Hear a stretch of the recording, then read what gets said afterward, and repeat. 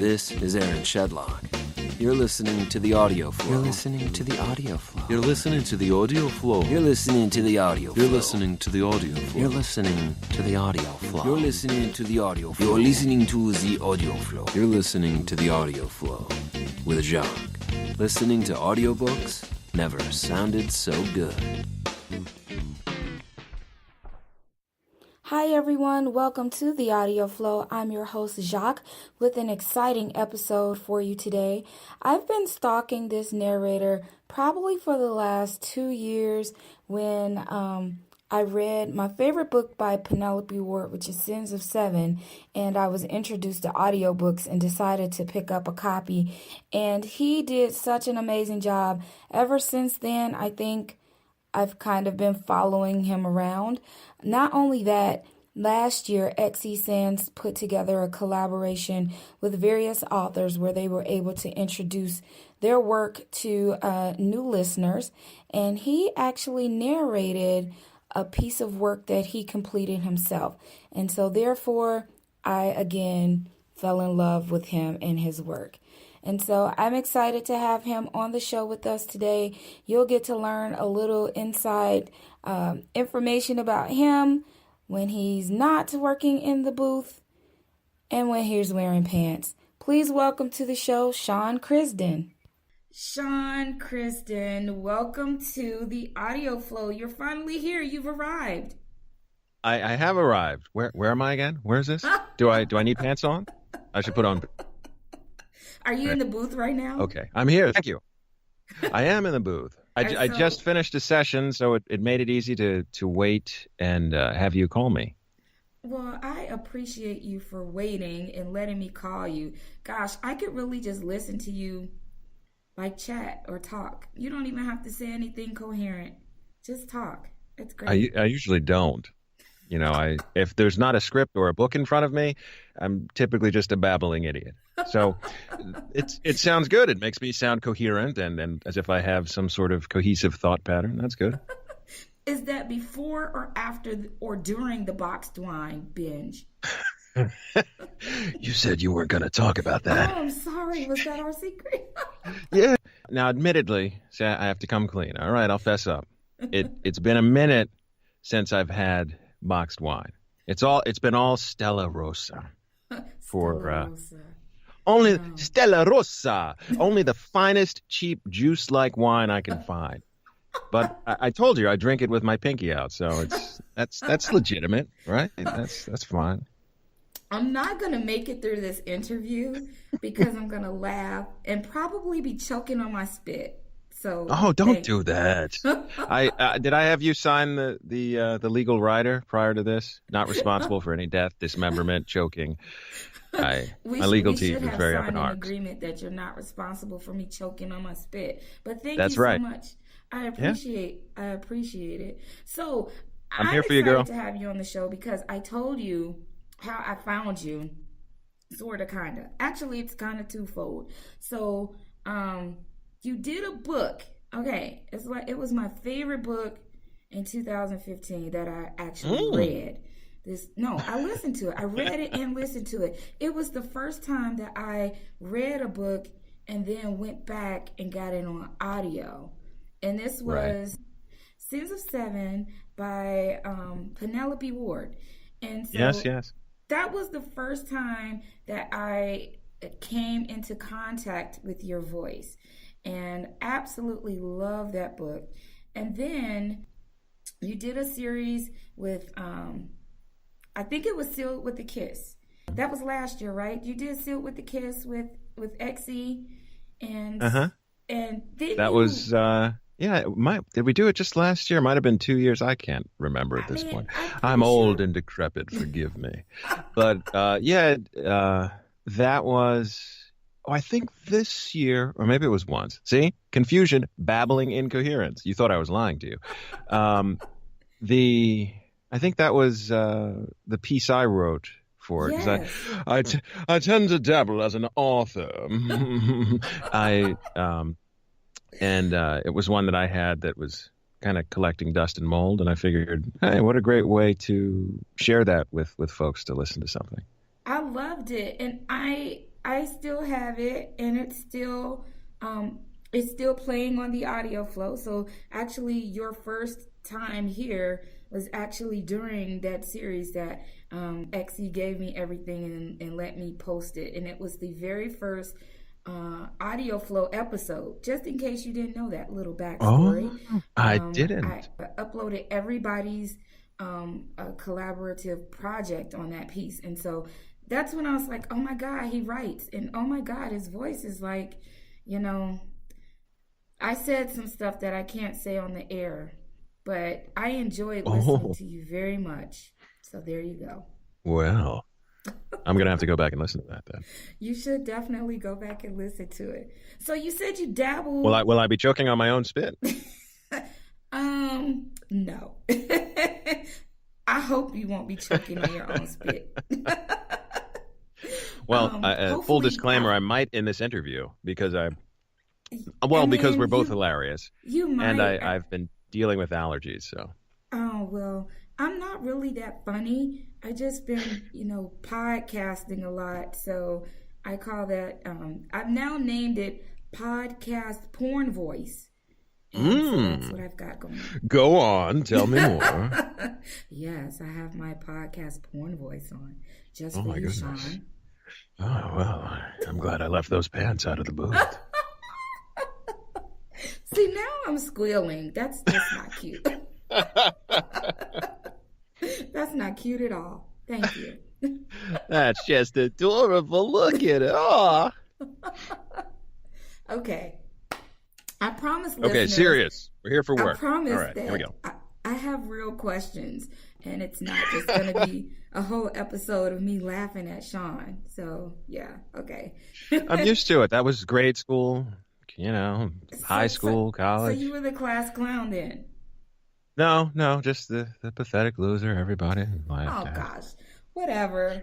We're not accepting that. You were never the pathetic loser. You just like Stella Rosa, which that's fine. That is delicious adult juice. Yes, it's the adult version of the sparkling red Welch's grape juice. Everybody, that's exactly what it is. Exactly.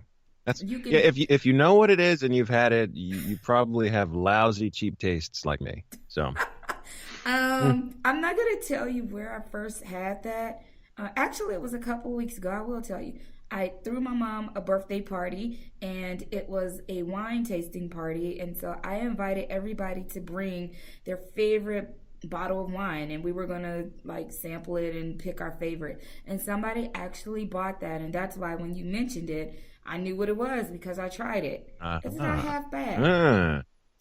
Oh, it's juice. It's the cheapest wine you can. It's about $10 a bottle, $10 chuck. Yeah. Well, so, you know what? Yeah. When you just want wine and you drink that, and along with all the other wine that was there, you can't tell the difference. It's just wine now. It's Yeah. You drink that first and mix it with the rest of them, and you're good to go. That's right. You're in many ways.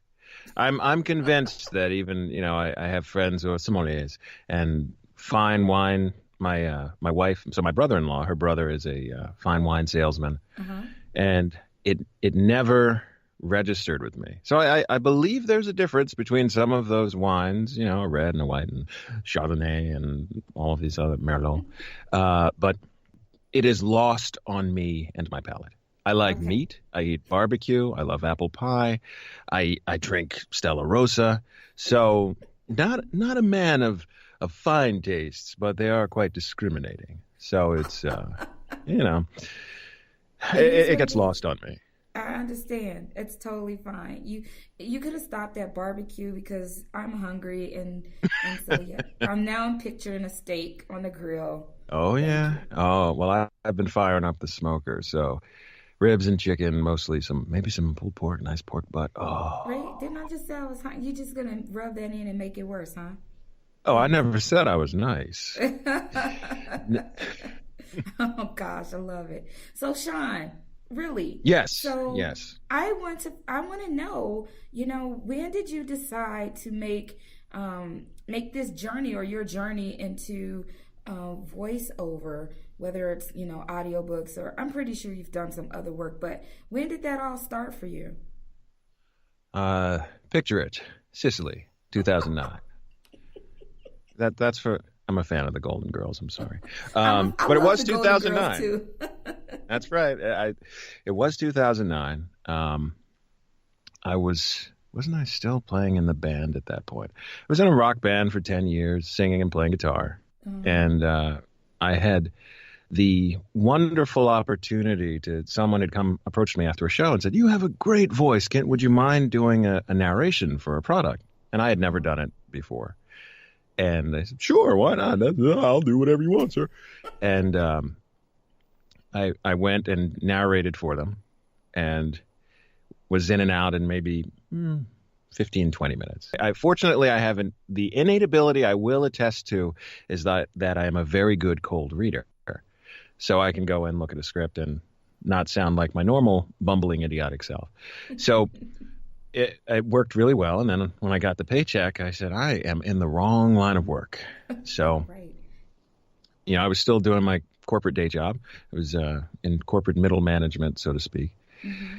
And it was basically shriveling my soul because I am a creative talent. I went to school to be an illustrator, and I thought I was going to teach art and all of these great, wonderful things. That didn't happen, obviously. And I realized at that point, I said, maybe I should look into this voiceover thing. This is neat. Well, the best I know of voiceover is, well, don't people make voices for cartoons? Isn't that what they do? So you make funny voices all day? And, never having appropriately grown up, that appealed to me as well. And there's so many wonderful facets of voiceover, audiobook narration being one of them. And I kind of started tentatively and did a little bit of research, talked to a few folks, did a brief stint acting on camera, which somehow I fell into that while I was trying to figure out what I wanted to do. And which I still do from time to time, but it's so much easier to do the voice work because, I don't really need pants. So it makes it easy when I'm at home, working from my own studio. Of course, when I go out to other studios, I usually put on pants. Usually? So usually. And, let's leave some room for being spontaneous. So I ended up deciding, I think it was November of that year, to try it in earnest to become a voice talent. And my very first gig was an audiobook. And I said, I have no idea. The only thing I know is that I was picked on often to read in school. Would you like to read? Second, third grade. And you get to read a passage to the class, yes. And that was fun and exciting. So that's about as much as I knew. And seeing that it was an erotic romance, it was slightly different from the elementary school reading. Yes, slightly, you think? just a smidge, just a scooch different. And that started it. And for some bizarre reason, it was well received. I already had an advantage in that since I was a musician and I had done a lot of recording and I'd spent a lot of time doing audio engineering and learning from a lot of the engineers I knew in their studios. I had the distinct difference amongst some of the other talent at the time of being an audio engineer. Mm-hmm. So I understood editing and manipulation and post-production. So I could position myself as a one-stop shop for the most part. So that made me appealing to some clients. So rather than having to rent studio time, hire the engineer, bring the talent in, I started working almost exclusively remotely, and it worked out pretty well. I guess I was able to schmooze enough to to convince people to hire me.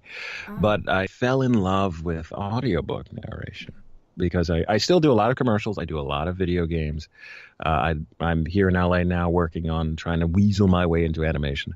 But audiobooks are probably one of my favorite areas of voice work because you picture yourself, you're swirling your cognac in a glass, seated in a large plush leather chair in front of the fireplace, enrapturing your family with with tales of yore and weaving yarns for them in which to be enthralled and to be lifted up by soaring stories and heroic, majestic tales of heroism and love and romance. Am I getting carried away? I'm getting carried away. No, because now I wanted to like put some sound effect in there. Like, I just put like some sound effect in the back to go with that. That's perfect. But that's the picture. And on a grander scale, it harkens back to our humanity. We were talking a bit about humanity earlier, in the sense that our histories were originally verbal histories. Before the scribe etched it into stone or papyrus or whatever archival techniques we were using to maintain our histories, they were passed down from generation to generation, from the elders to the youth, as stories, as tales, myths, legends, some true, some not. But this is who you are and where you came from. So even if that tale may be steamy and one of love and lust, it's still a story, and it's connecting with people on a very primal emotional level. We are storytellers. We love telling stories. You know, it's sort of the perennial parental pastime, if you like alliteration, of the bedtime story, right? We like telling. So being able to do that as a profession is a wonderful pleasure. And I'm very honored and just so fortunate to be able to do that. And to actually have people like it, because you can do it. But it's so that every day I have to remind myself of what a wonderful thing it is that I'm able to participate in and to share with other people. And I am so glad that you were in that rock band and that somebody said they wanted your voice and you went in and you read. And do you still have copies of that promo from way back when? I'm sure I do, on one of my archive drives. I keep everything, so nothing ever vanishes to the ethers. It may take a minute to find it, but I keep everything archived. So I'm sure I do. Yeah, I probably need to hold that. So I will hook you up. I will look for it and make sure I can find wherever it is. Yeah, you find it. So, okay, I got to go back a little bit because you said a whole lot of stuff in there. So you were interested in illustration. So does that mean that you are really good with drawing? Do you draw too, Chris? I'm about to call you Crisden. That's your last name, Sean. That's what most people call me. So it's perfectly that's perfectly common. Most people call me Crisden. Oh, and it's an honor of my own because my father often went by his last name. So even in my household, I heard my mother calling him Crisden, and so I get to keep those familial ties. Okay, well there you go. It was kind of I was I guess taking over and reminding you that you're your dad's son. There you go. Keep me grounded. I know. So graphic illustration. Did you want to work for Disney? You wanted to do cartoons or something? I actually wanted to be a comic book penciler. I went to high school in Philadelphia. I went to the High School for Creative and Performing Arts, Kappa. Okay. So picture, for those who don't know, if you are old enough to remember the TV show Fame, it was essentially Fame. It was a high school for creatively talented kids to really dive into their creative passions. So creative writing, dance, music, visual art. There's probably something else I'm missing, but it was a long time ago. Wasn't there voice? Did they do voice? Yes, okay. Voice as well. So Boys to Men, in fact, came from Kappa, as well as oh man, you're making me remember. Some other folks came from Kappa. We'll leave it at that. Some other people. Go look it up. I am not in error. There were other people. That's right. You got Google, y'all. You look up Google. Google it. And so I was fortunate enough to go to high school in a really creatively nurturing environment where It actually took precedence over academia, which prior to that, I was in a magnet school, which was called Julia R. Reynolds, I think it was, Masterman, which was a school for the nerdy kids. So it was almost a complete 180. Everyone advised me against it. Oh, no, you're throwing away your life. You'll be a great doctor, scientist, physicist, biologist. Don't go to the school where the kids just sit in the hall and smoke weed. So I ended up leaving Doogie Howserisms to go to Kappa. And so being there really nurtured, because I was always a creative kid. I was constantly bored. I would always tell my mother I was bored. So my boredom beater was typically painting, drawing, writing stories, making silly voices, and acting out scenes of movies and things. And once I got to Kappa, I found out, there are other kids that draw and create and are really into it. And that really helped. I had some great teachers there. And I thought, okay, I'm going to be an illustrator. I went to University of the Arts and also in Philadelphia. And I said, that's my path. I was selling a few paintings. I had a few just freelance illustration jobs. And I thought I was doing pretty well, but I still needed a regular paycheck. The forever conundrum of the creative talent of, is this fiscally viable? So I said, well, while I'm getting this together, I'm going to begin working. So I started working in an art store, and eventually I became the manager of that art store. And then it kind of kept spiraling upward for me. I have the tendency to insert myself into situations and for some reason appear competent. And that's a burden when you're in retail or corporate America, because the burden of competency is, you're given more work because no one else wants to or appears able to do it. Right. So that kind of propelled me along. And eventually career started taking over. So I left retail. I went into the nonprofit sector, and that just grew a bit, and that started taking over.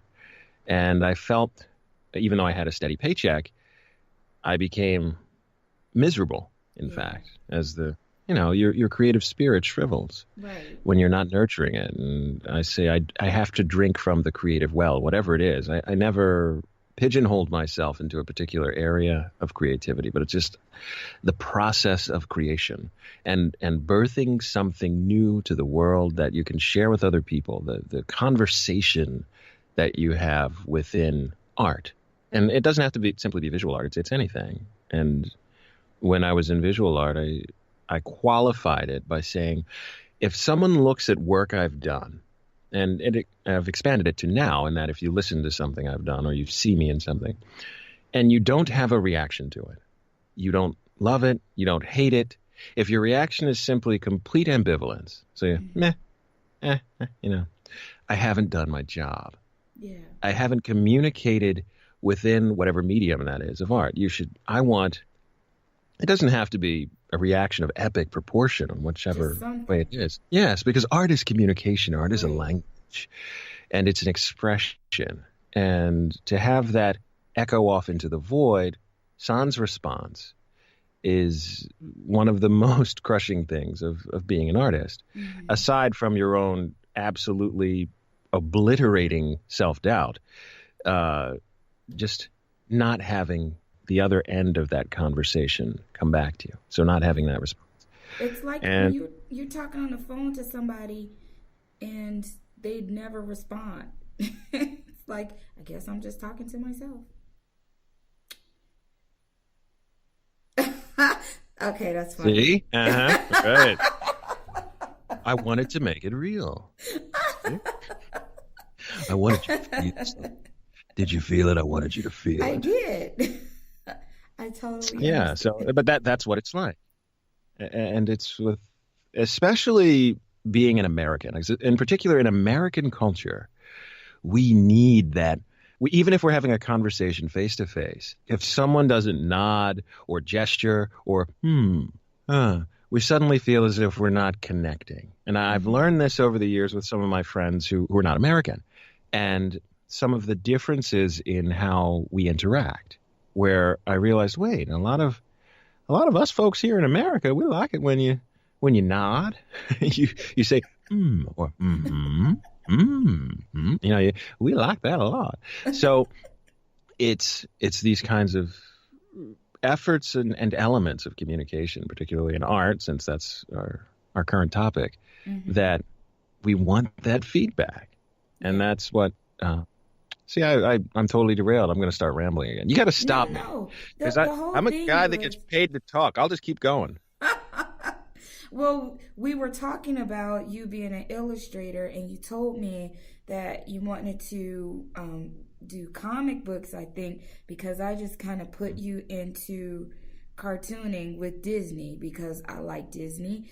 And who does? And then, but you made some good points. You made some good points there because generally, most people who are, I think, is right-brained are usually on that creative kind of liberal artistic side, and then when you go into some things that don't really feed on that, then like you said, you just kind of you feel like you're killing off your creativity and you're miserable in whatever it is that you're doing.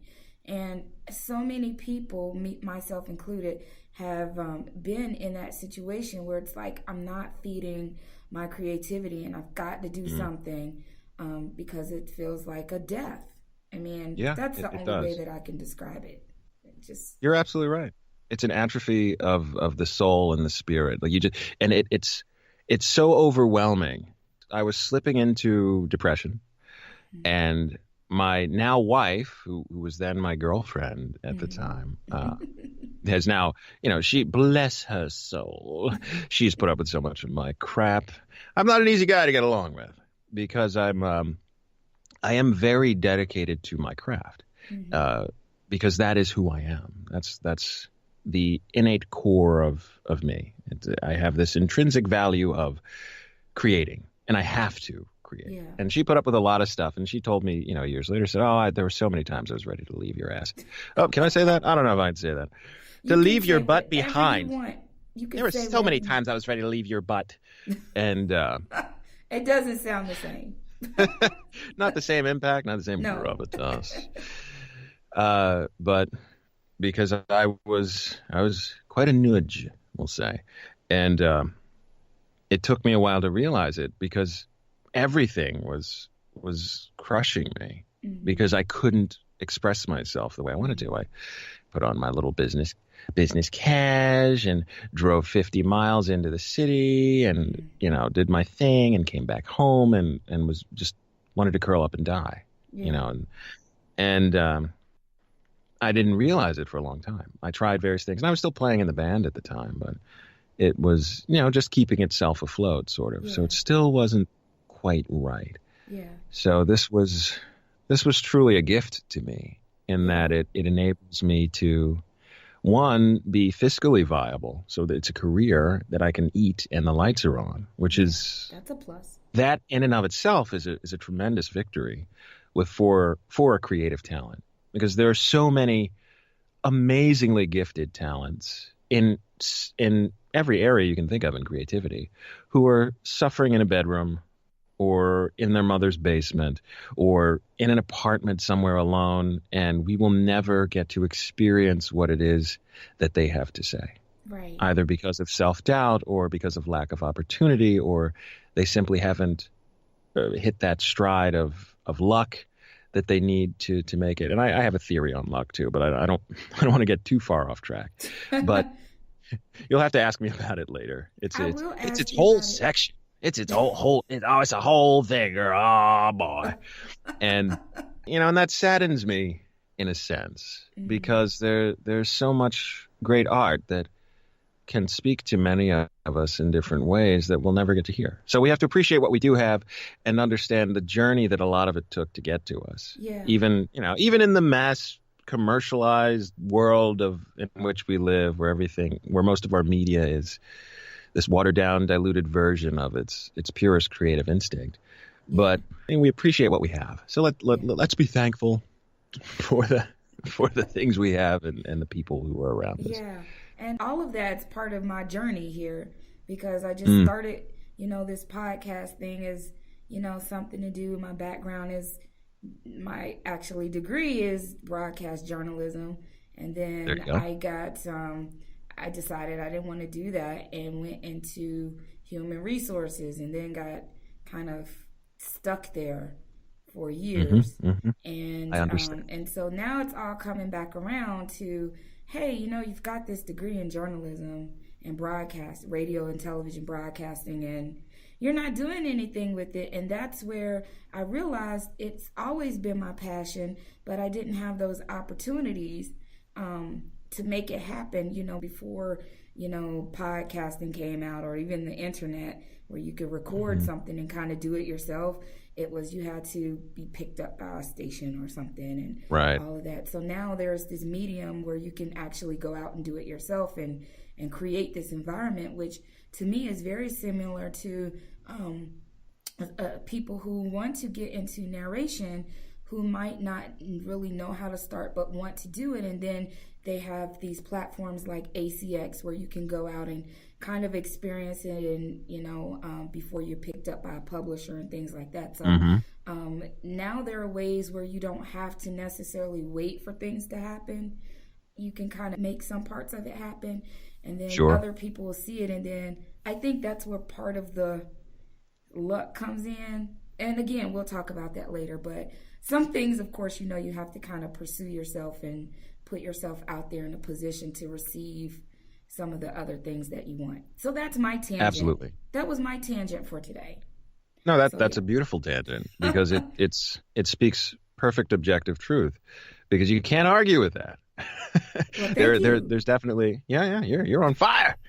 There's definitely a way to and see that's part of my ranting is to go after the things that you want. Yeah. And how to position yourself no matter what it is. I looked at it in the things that I wanted in my life and in my creative endeavors now after I scraped myself up out of the gutter and how I go after things and how I do it. Because often I'm asked by people, how did you do what you did? Mm-hmm. I had the wonderful honor of speaking at a school in downtown LA and talking to the students about it's a school for inner city kids who come from largely broken families, a lot of violence and abuse and drug use. And talking about my background, I grew up in the inner city and here's my brief moment of being serious. I'm preparing you for it. Okay, I'm ready. So I grew up in the inner city in Philly, and I had one best friend who is still my best friend to this day. I just saw him in New York. He's a wonderful, very talented, very successful photographer in New York. Mm-hmm. And he and I were the only ones that made it out in the sense that everyone else that was in my neighborhood that I knew who was on the block, all the kids I used to hang with, are either in jail or dead. And it's a startling reminder of what life can deal to you and what choices you can make. Because some people feel paralyzed that they don't have a choice. And some people don't, unfortunately. I was always a rather bullheaded kid, I guess you could say, in that I knew what I wanted. And I didn't want to be hustling on the corner. Right. And I worked to get out, to do what I wanted to do, not what people expected me to do. Right. And to give into peer pressure, where people tell you, "Oh man, you sell out, man. What the fuck you gonna go to school for when you can be here, you can be making this money, right?" Right. And where you get the pressure of, "Oh well, I actually would like to get an education," Right. and suddenly you're no longer a man, you're no longer respecting your heritage, so to speak, which is how it's positioned, which is unfortunately a blight, not only in the African American community, but in most inner city communities. It's become now an issue of class. So it's classism and your socioeconomic status. But with that aside, and what I wanted to do as I realized that I had subscribed to a particular method to do this.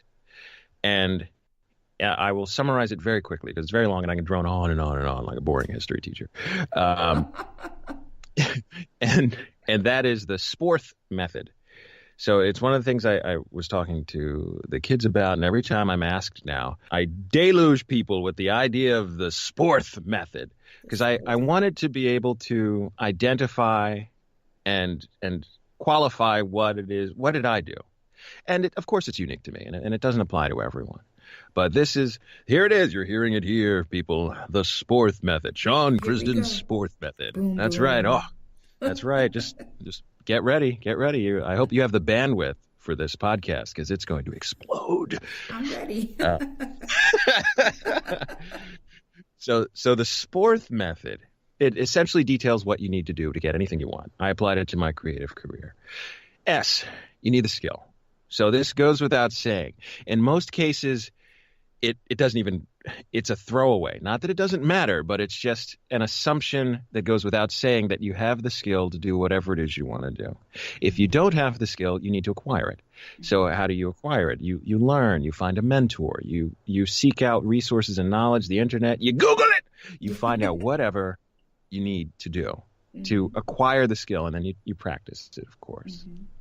So, and there's all various methods of practicing something and acquiring a skill. You learn. Right. So you need the skill. So that's the very first thing, because if you get there, I can do that. Yep, I can sure do that. And you get in there, I can't do that. Then you're going to have a problem. Worst. Right?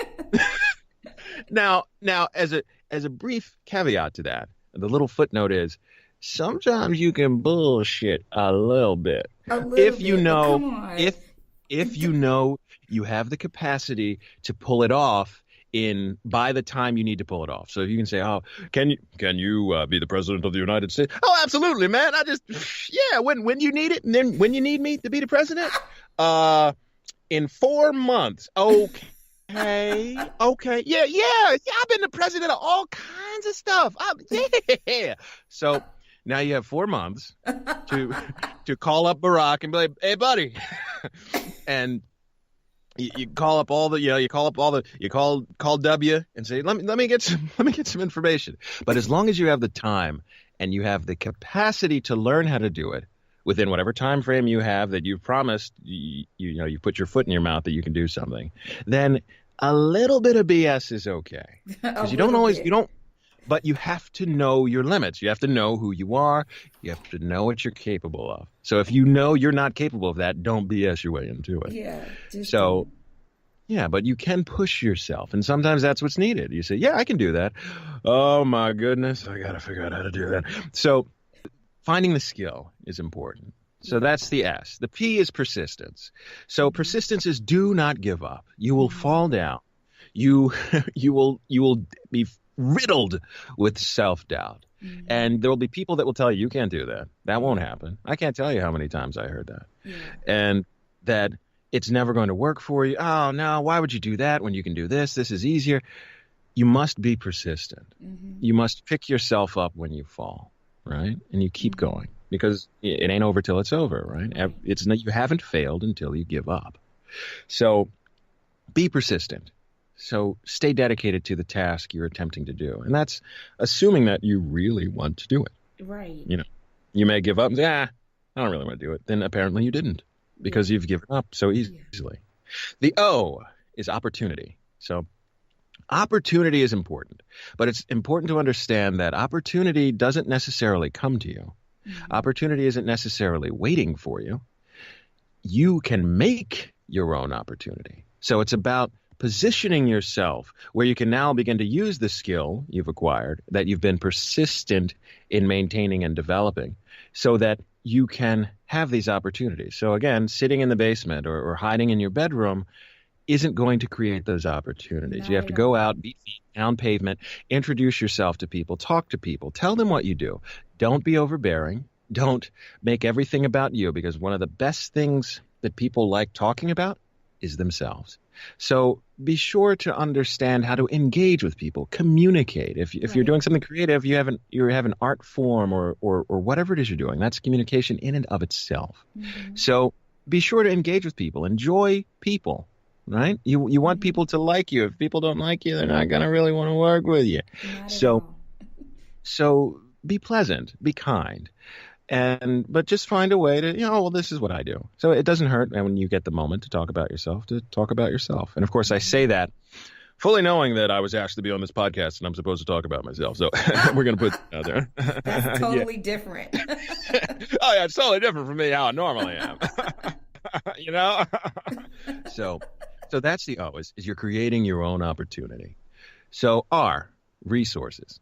You need resources to make these things work. And they're not just financial resources, although that's important. Did you put money aside? Oh, now you have to fly out to wherever. Can you do that? Do you have the time to do that? Do you have somebody to watch the kids if you need to do that? Can you get time off from work to do that? Do you have a network that's surrounding yourself of positive support or of mentorship or of people who have done it before or who can provide knowledge and insight outside of your own because, it becomes an echo chamber in there. So are you surrounding yourself with all of these various resources? So that also piggybacks on skill. So can you find the tools you need to develop that skill? And do you have the books? Do you have the websites? Are you part of groups that help to talk about these things, either in person or online? Mm-hmm. Are you able to extend yourself to do this? That's a resource, just that extension of you. Are you able to give that part of yourself to it? So all of these things contribute to it. Are you involved in a community that can help you do this thing? Because it certainly takes a village. Even if you're just listening to what the village has to say and watching the events and listening to the elders and their stories, back to that, see? Bring it back full circle. So all of these things contribute to those resources that you need. So then we have T, which is time. It takes time. Doesn't happen overnight. Very rarely does it. It's so rare, in fact, that you should never count on it. So if you're staying persistent, you're building the skill, you are creating opportunities and seeking opportunities, and you're developing this resource network of all these resources, give it time to flourish. Yeah. Give it time to grow so that you can come to harvest and it's a mature product of whatever you're trying to do. That's some good information, and I'm pretty sure that there are listeners who can take that and apply that to pretty much every situation. So I thank you for sharing that because I was taking notes. But I must remind you, it's my pleasure, but I must remind you, it's sporth. So there's a at the end. It's not just my terrible lisp. It's not a lisp I have when I'm talking about it. There's an H at the end. And the H is probably the most critical component because without this H, everything else falls apart. And the H is, you ready for it? I'm ready. Here it comes. All right, here it is. Hunger. You need the hunger. You are hungry, I know. So you're like, oh, I got this. Woo!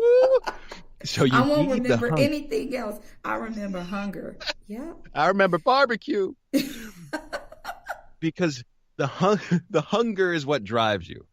So if you think about physical hunger for food and sustenance, which many of us are fortunate enough not to know true hunger and starvation, but your stomach kind of gets that little hungry. It's doing that. Now it's time to eat. I'm just saying. Yeah. There you go. All right, girl. All right. I don't want to hold you up. I better shut up. No. I might get in trouble.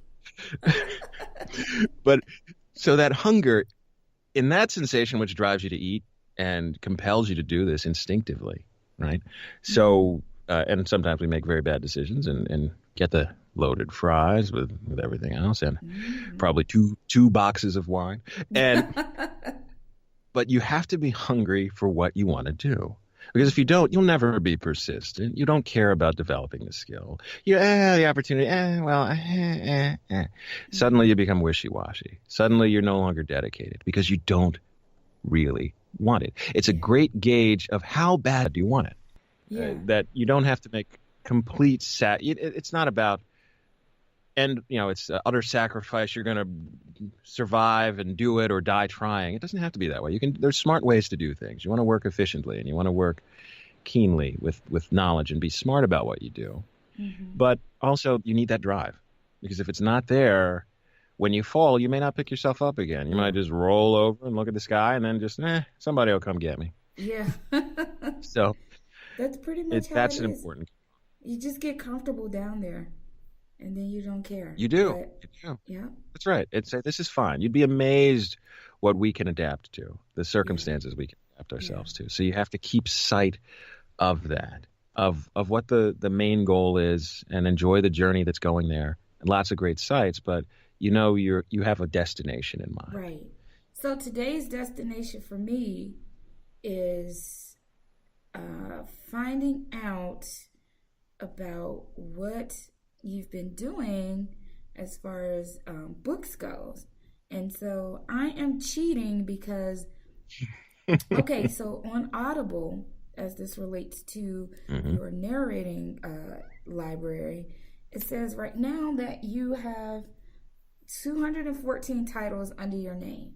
Does that sound Oh, right? goody. About right? You are you Well, over? I've done over 300 at this point. So some of them, I know the bulk majority of them are on Audible. Some publishing houses or authors haven't released onto ACX Got Audible it. slash Amazon.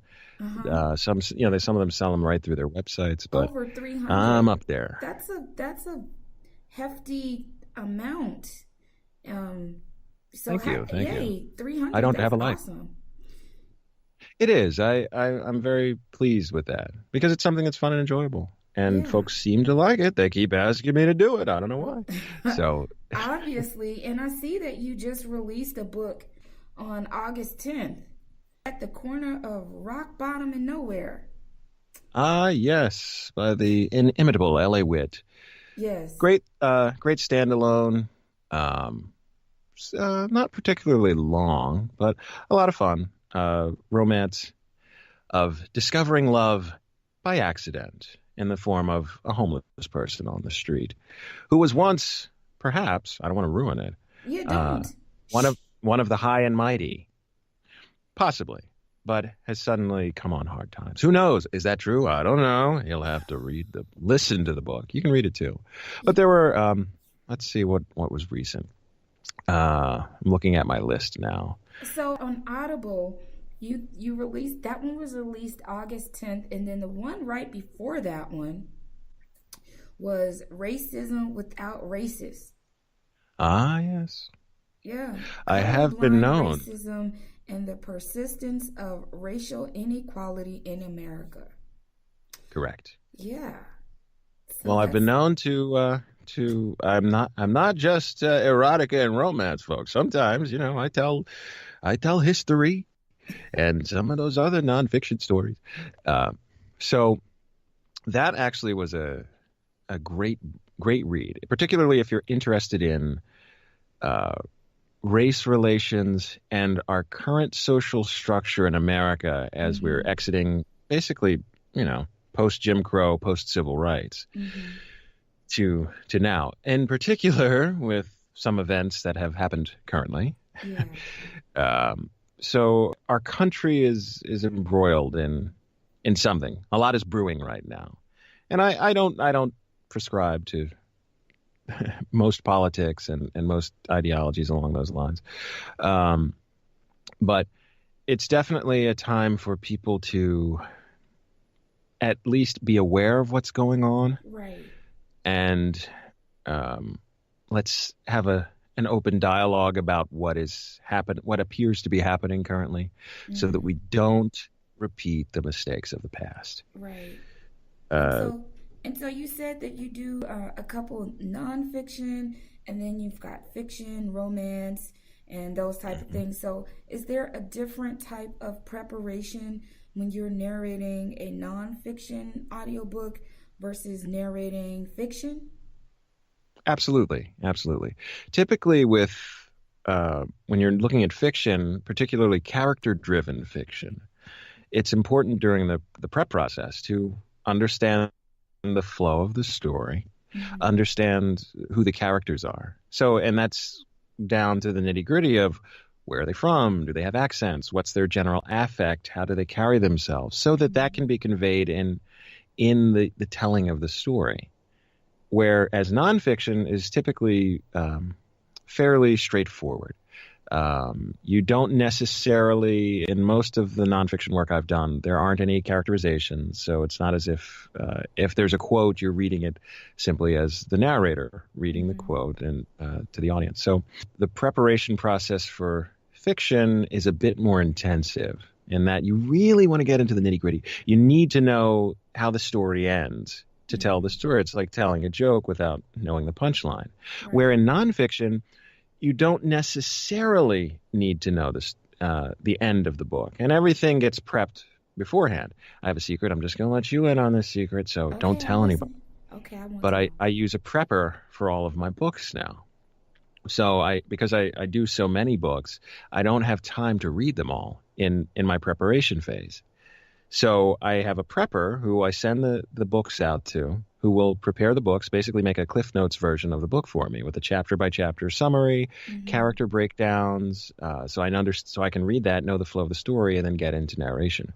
So it makes it a much smoother process. Where typically as an audiobook narrator, you're going to read the book, digest it, make notes while you're reading. Some folks don't even like to make notes on the first read of the book, and then go back and look up some words or terms that you may be unfamiliar with. You want to have pronunciation issues and either talk to the publisher or the author or research it online. And if there's regional accents that you want to try to capture the color of, to do research on that if it's not already in your wheelhouse or your toolbox.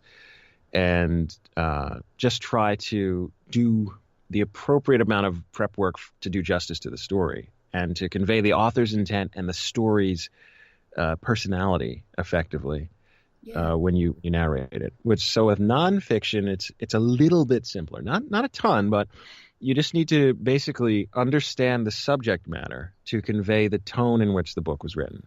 Right. So, but you nor your prepper has to read the full nonfiction book because I usually have my prepper read. I instruct them to skim nonfiction, but I want them to identify any pronunciation issues that may happen, because often in nonfiction, especially a lot of the books I've done, which have been sort of historical retrospectives, you have assorted proper nouns of places and people that I don't want to botch the pronunciation of, which invariably happens sometimes, especially when things are in dispute. I had one book on Egypt. So some of the pronunciations of some of the Egyptian pharaohs, rulers, provinces, and areas are still in dispute. So just trying to say, well, I guess we're going to go, okay. So some of those things can be a little tricky too. Yeah, I can imagine. I mean, I just have trouble with simple things. So I could, Egypt seems a little bit more difficult. And also, just to mention that, do you ever do any, science fiction or anything like, those books that have made up words? Oh, yes. On TV, when you're like, okay, you watch Game of Thrones? Do I watch Game of Thrones? Okay. Who doesn't? I think pretty much everyone does. Although I didn't read the books. My wife, she's read the books. All right, here's another secret. Don't tell anybody.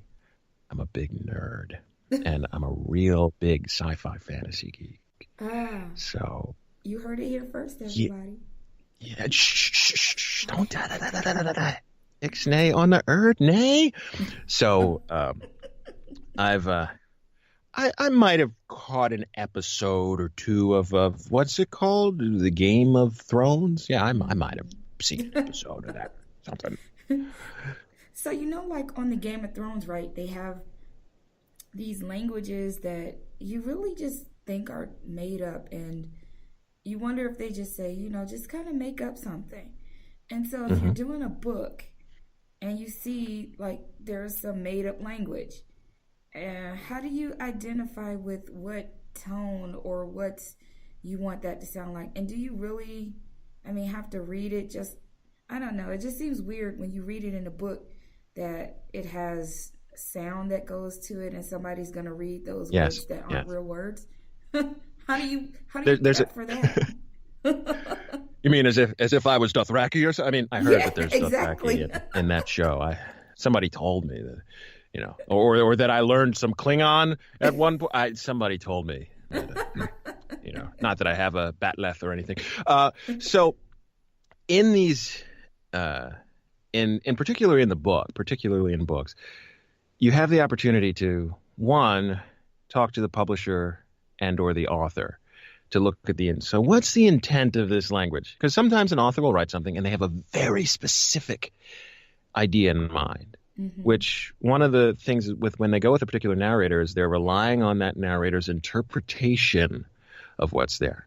Some authors do like to handhold and micromanage, which unfortunately starts to interrupt the entire performance and why they hired that particular narrator in the first place.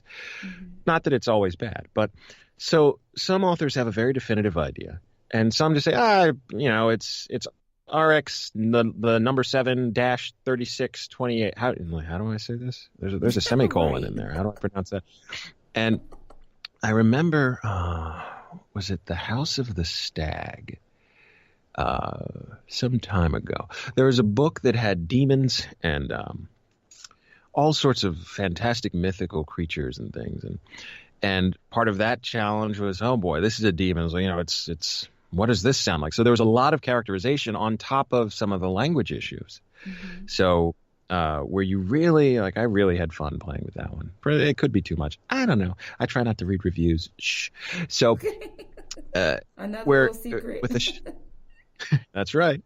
When you have a show, especially some of the larger big budget shows like Star Trek and Game of Thrones, some of these shows where there's another language, a lot of times they will bring in a linguist who will work with the creative team to develop phonetic sounds and a basis for an actual language. So Dothraki, so I've heard, is actually...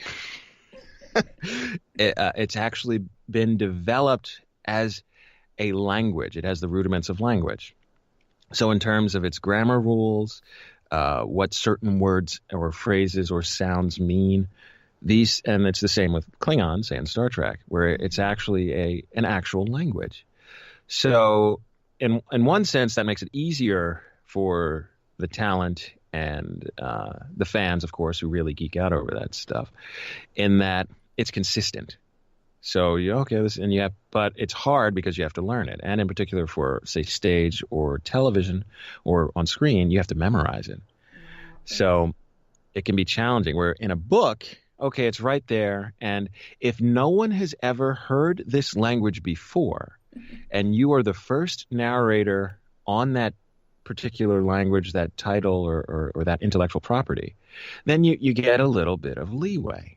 So you tend to default to, okay, well, I think it kind of sounds like this, and let's hope we're going to go with it. And as long as you are, as the narrator, are consistent, because you're weaving a world for the listener, so that suddenly it doesn't sound completely different, or have a different cadence, or a different pitch, or it's not as guttural, or whatever elements you imbibed that made-up language with, as long as you're consistent, then it will be believable enough in the context of the audiobook to make it work. Yeah. But if you're all over the place and you haven't made conscious choices, then it's a mess. Yeah. I mean, even just by reading it myself, you read and in your head you make up your own sounds and all that great stuff because, it's in your head. But some of those things I just skip over because it throws me off. And at least when I'm listening to it in a book, I can just hear somebody else, make up a sound. And then I don't feel so weird reading it in a book. Well, it's true. It's true. Well, you also get a case where in a very, very famous instance of the narrator making a choice for a very famous book, no names will be mentioned. I won't say who the author or the narrator is. There's a character in that story named Voldemort. No names. I'm not going to tell you the property though. So just relax, okay? But according to legend, the author's original intention was for this character to be named Voldemort. So more of the silent T, the French pronunciation, according to the legend. But the narrator of this book, which was released prior to it being a theatrical smash series, went with Voldemort. So this narrator then created canon for the series. So they went with that in the movies as well. So it came out that wasn't quite what was intended. But as long as you're consistent, and you get the author's blessing, of course, where they're not pulling their hair out over you butchering something that was beautiful and they spent years crafting it. I don't envy the narrators for the Song of Ice and Fire books, because which are the Game of Thrones books, in that George R.R. Martin has so many characters and so many names and so many places, and in many of the books, a lot of characters are referred to by different names. So, and a lot of them are from their POV. So you're doing all of these character first-person point of views, and you're not even sure as the narrator, even when even as the reader, you're like, wait, who is this? What's going on? Where are we? I forgot about these people. Didn't he die? What is going? So it can be that is a massive job to be able to do, especially something like that in audiobook format, where there are literally hundreds of characters. And to remember them all across the series, and then some of them are called by different names, and to narrate from their point of view, and then different. Oh my goodness, it's just hard enough keeping up with them on TV. Heck yeah, that's why you need the previously on Game of Thrones. So, okay, he's coming back. I forgot about. So that's usually my that's how I heard people watch the previously. I don't know. I've seen an episode or two. Oh man, but to refresh your memory, So you forget. It's spanning years now, and it's a huge world with so many houses and characters and levels of intrigue and history. There's a full living history of that entire world that was created, that is constantly referenced, that we've never seen, but is referenced. Yeah. So it's true. that's some heavy stuff. It is. Yep. So have you had any opportunities to work with any books that has tons and tons of characters, and how do you keep up, even if it's just a series and you have crossover characters? How do you decide to differentiate between the characters' tones and be able to keep up if you're going back, to complete it, the next part in the series of this person sounded like such and such in book 1, or in book 1 they sounded like this, but now they're getting their own book in book 3. Do you ever go back and listen to it, or do you have notes? Or does your, what did you call? I was about to say a fluffer, but that's for porn. Sorry. That's a whole different business. That's my fluffer. I said, wait, where? Yeah, clearly I told you I don't work with pants. Yeah, I don't know. It's the whole thing. Yeah. Sorry, that's not. Yes, my prepper. No, well, hey, I thought, am I doing this wrong? Have I been missing out all of these years? My prepper will, after I get the Cliff Notes version of the book, and it's a spreadsheet. So then if it's a new book, I go in and look at the notes that are made for each character, which are pretty extensive. Mm-hmm. And typically it'll say if the author has indicated their place of birth, how they generally behave, if they're gruff or if they're softer, or if they have a particular voice type, very deep, very high, very whispery, whatever the case may be. Mm-hmm. And I will make additional notes in my chicken scratch shorthand to help kind of fill those out, so in my brain. And a lot of times I will link the spreadsheet to an audio reference file. So I'll make just a quick blurb of that character that will be a line of that character. So if I have to reference it in the future, and I learned this because when I started early on, I didn't take such meticulous notes, and I didn't necessarily make audio files and things. Mm-hmm. So then you quickly learn that a lot of these side characters suddenly become the lead in another book if it's going to be a series. So being able to reference who they were, and the best, which all narrators encounter, and listeners, I am so sorry, but sometimes we don't know, that you have these side characters who are never described at all, other than just a sort of this ancillary side character.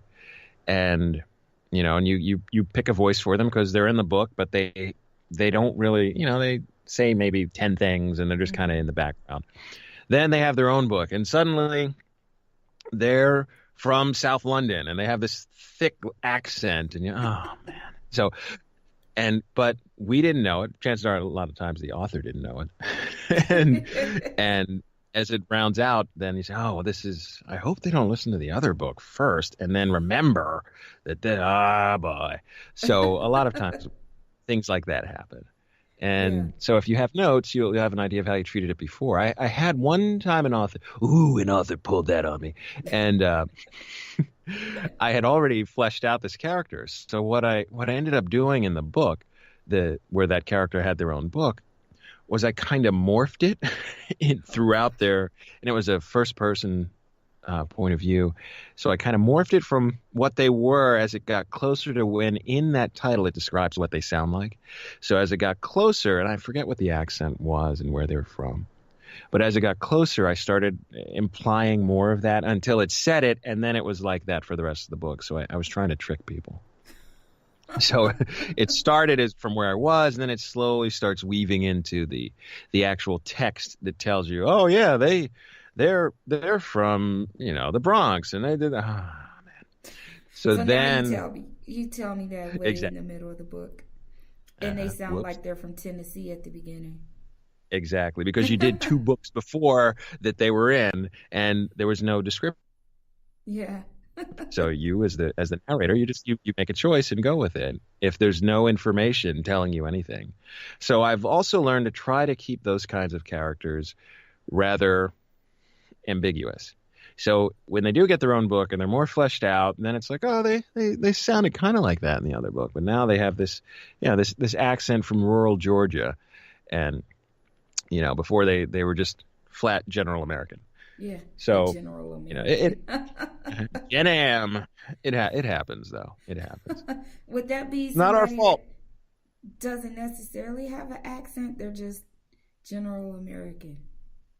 Yeah, general American is considered no discernible accent. Okay. So you can't necessarily pinpoint an area that they come from.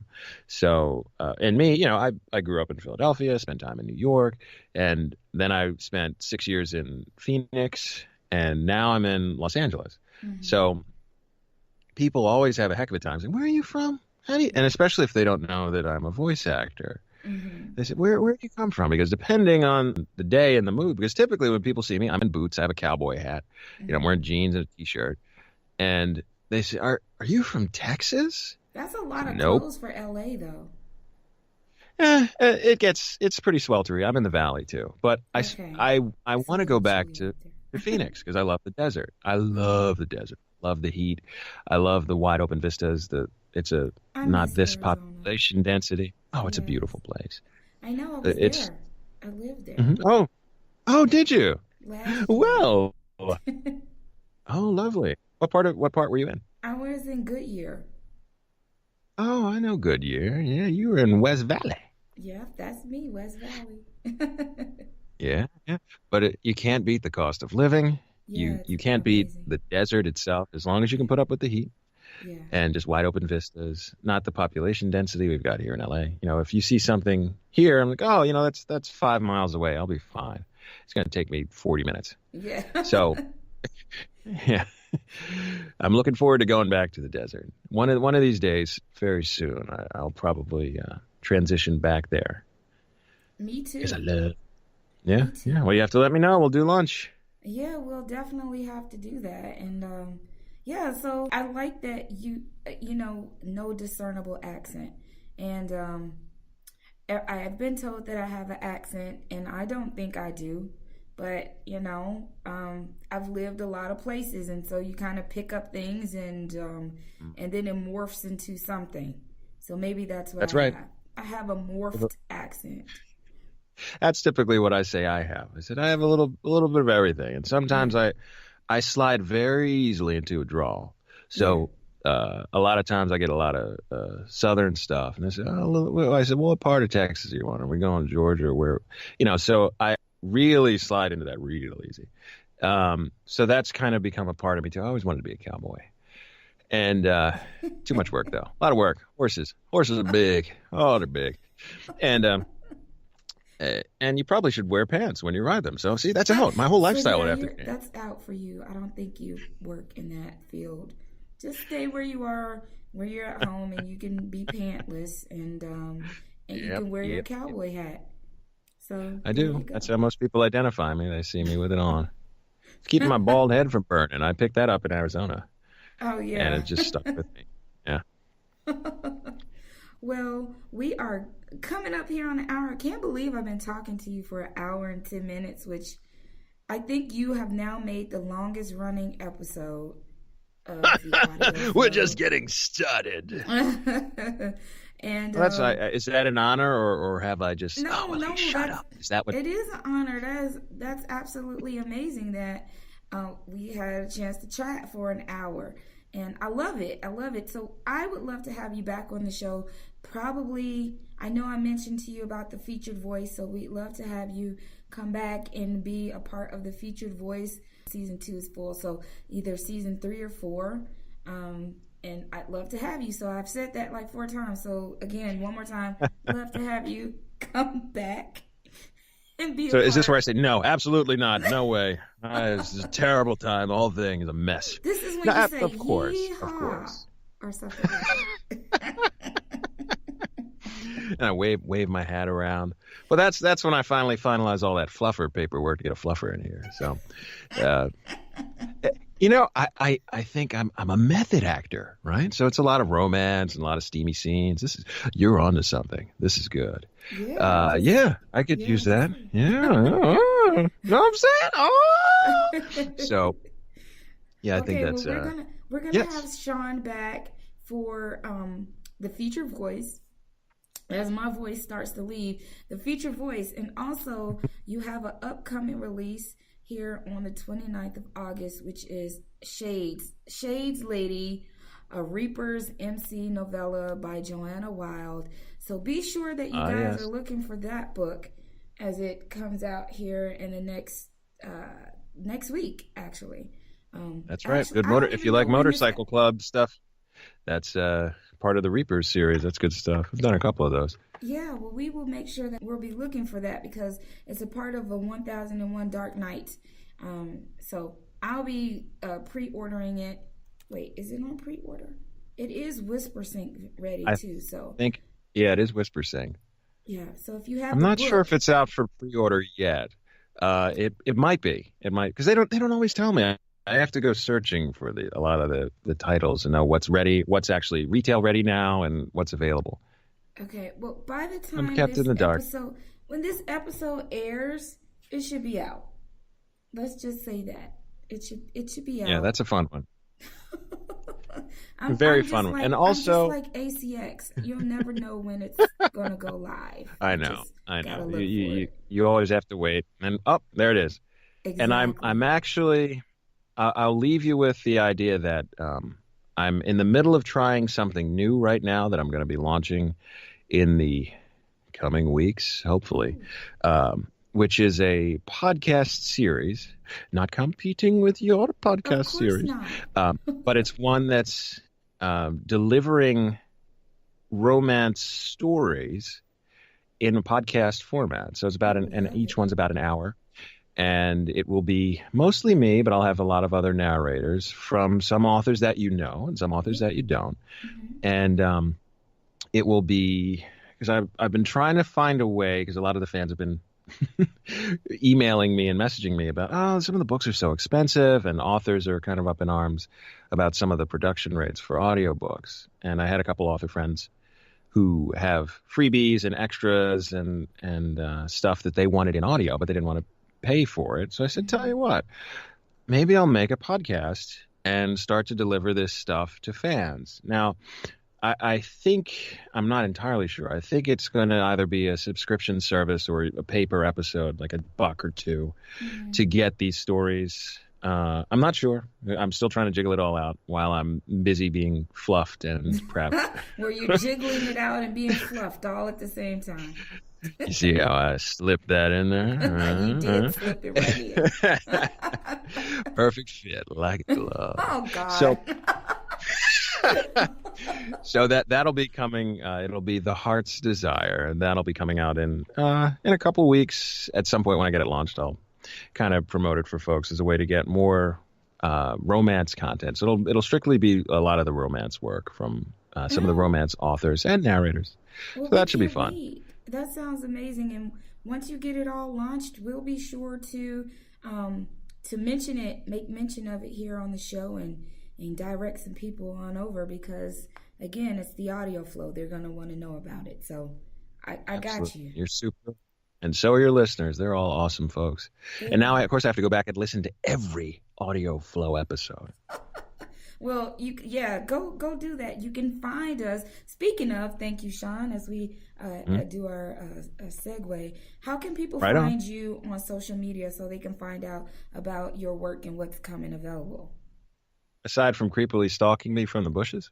Yes. For those of us who can't get to you in L.A. Well, you can find me on Twitter. Do people still use Twitter? At Sean Crisden. Apparently people do. I think our president does. We won't go there. I'm also on Facebook, which is Sean Crisden. That's me. You can find me there. I don't have a fan page. I don't have a fan page. It's just my personal page. But I do accept friends because I don't post all the pantsless pics there. So, although that would probably make people not want to be there. On here that's sad, like yeah, that's perfect. But feel free to send me a friend request or shoot me a message on Facebook too. I do take fans and listeners as friends on Facebook because we're all one big happy community. We are. And or you can visit my website, SeanCrisden.com, which I probably should update. So, you may not want to visit that. Get me on Facebook or Twitter. I'm busy working, I tell you. I'm telling all these stories all day. I got so many stories to tell. I'm telling them all day. And so that's how we can find you. Everybody, go and find Sean on Facebook and or Twitter. Just do both. Go and find him there. And be sure that you are following us on Facebook as well at The Audio Flow, and also on Twitter at @the_audio_flow, as well as Instagram on The Audio Flow. And we are now streaming on iHeartRadio and TuneIn. So be sure that you search for the podcast, The Audio Flow. And we are, you can download all of our episodes on iTunes and Google Play, and visit us on YouTube. YouTube is listed at Booking Around Town, but you will see the playlist for The Audio Flow. So you can find us everywhere. That's right. Where can't we find you? In LA, stalking you in the bushes, obviously. I just saw the bushes move out there. Are you sure? Not today. Maybe later on in October. I'm just saying. Gotcha. But thank you so much. I'll keep my eyes open. Yeah, keep your eyes open. Thank you. I'll be looking for the cowboy hat. It'll give me away. Thank you, Sean, for being on the show with us today. I enjoyed my pleasure. I did as well. This was absolutely wonderful. Thank you for having me. You're welcome. And everybody, remember, The Audio Flow, it's always love at first sound. Have a great week.